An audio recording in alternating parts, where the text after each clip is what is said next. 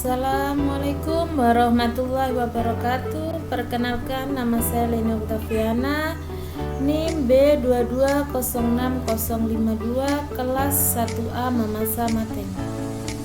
Baiklah, saya di sini akan membawakan materi yang berjudul Konseling Perencanaan Kehamilan Sehat yang dibawakan oleh Ibu dosen pengampu Rismawati SST MKes. Konseling Perencanaan Kehamilan Sehat. Perencanaan kehamilan.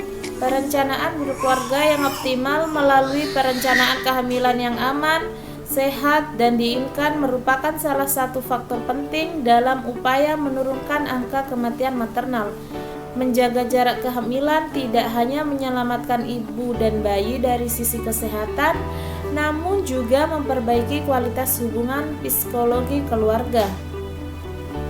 Faktor-faktor yang mempengaruhi perencanaan kehamilan: kesiapan aspek psikologi, kesiapan fisik, kesiapan finansial, persiapan pengetahuan, dan kesiapan aspek usia.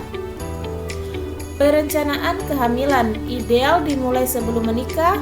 Kapan pasangan siap memiliki anak, berapa jumlah anak yang direncanakan, berapa jarak waktu yang direncanakan dengan kehamilan yang lain, pertimbangan sosial, ekonomi, psikologis, medis.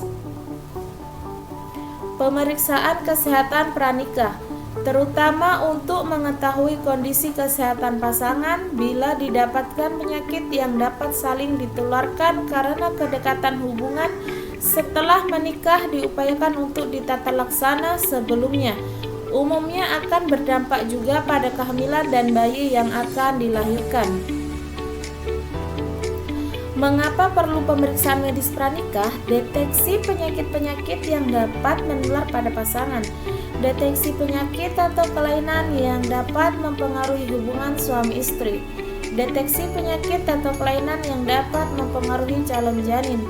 Deteksi penyakit atau kelainan yang dapat mempengaruhi kesehatan ibu bila terjadi kehamilan atau persalinan.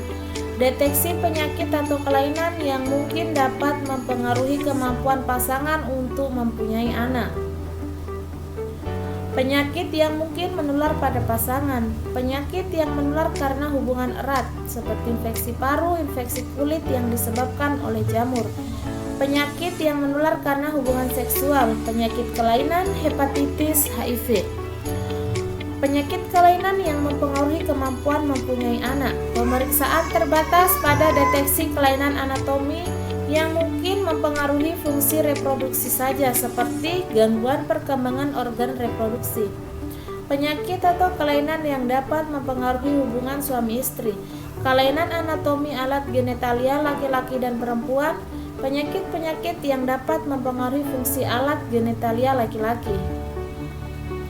Kondisi penyakit yang dapat mempengaruhi kesehatan ibu hamil dan janin atau bayi. Kurang gizi atau lebih, darah tinggi, kencing manis, kelainan ginjal, kelainan jantung dan paru-paru, epilepsi, kelainan darah termasuk kurang darah, gangguan faktor pembekuan darah, infeksi bakteri, virus dan parasit, penyakit kelamin. Pemeriksaan klinik pada calon ibu meliputi wawancara, pemeriksaan fisik, pemeriksaan penunjang. Sangat ideal bila dilakukan pemeriksaan juga pada calon ayah. Konseling dan pendidikan ibu, menjaga kebugaran tubuh, pastikan IMT normal sebelum hamil atau saat mempersiapkan kehamilan. Pentingnya mempunyai waktu istirahat yang cukup dan menghindari bekerja berat selama hamil. Menghindari penggunaan obat-obatan yang dapat mempengaruhi kesehatan ibu dan janin, seperti obat-obat hormonal, termasuk obat luar, obat-obat yang mengandung narkotika serta zat adiktif. Menghindari konsumsi alkohol serta merokok. Meningkatkan asupan gizi seperti protein, selenium, asam folat, cukupi zat zinc, konsumsi berbagai vitamin, kalori ekstra, cukupi zat besi, fosfor. Hindari konsumsi daging mentah, sayuran mentah, daging ayam, dan telur setengah matang atau mentah. Kurangi konsumsi kandungan makanan yang berminyak, ikan bermerkuri, keju lunak, membatasi kafein.